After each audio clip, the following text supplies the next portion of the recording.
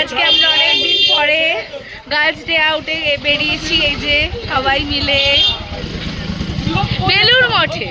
অনেকদিন পর সবাই মিলে আজকে বেলুড় মঠে বেরিয়েছি। এই যে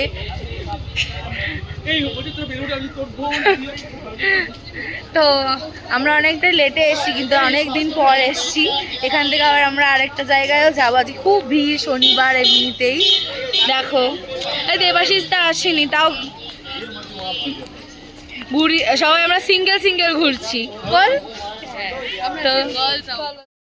বাবা, মা মাসির হাত ধরে যাচ্ছে, দেখো আবার মায়ের মা কোলে।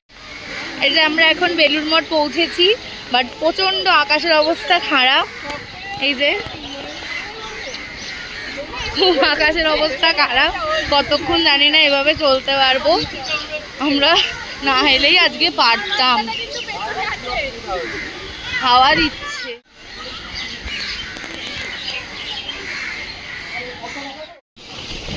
হ্যাঁ হ্যাঁ,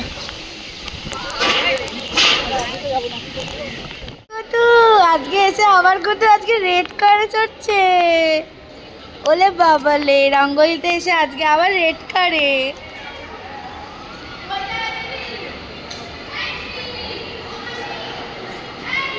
এ দিদি ওই দেখ কুদু, এ কুদু দাদা টাটা।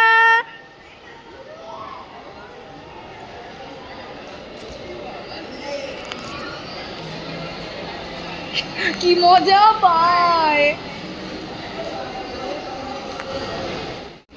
আমরা বৃষ্টিতে ভিজে পুরো কাকছান করেছি। এখন আমরা ওই জন্য দৌড়ে দৌড়ে রঙ্গলিতে চলে এসেছি সবাই মিলে। আর এখন রঙ্গলিতে এসেই কুটু এখন রাইড চড়তে শুরু করে দিয়েছে, ওই দিকটা গেছে।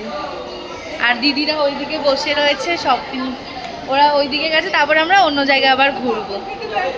হিমা ওরা এসেই পাঁপড় খাচ্ছে, আমরা পাঁপড় কিনলাম, বেলুড় মঠে গিয়ে খাবো। আর খেতেই পারলাম না কিনে, ওই জন্য এখানে এসেই খাবো আমরা। তো চলো এখানে কতক্ষণ থাকি দেখি।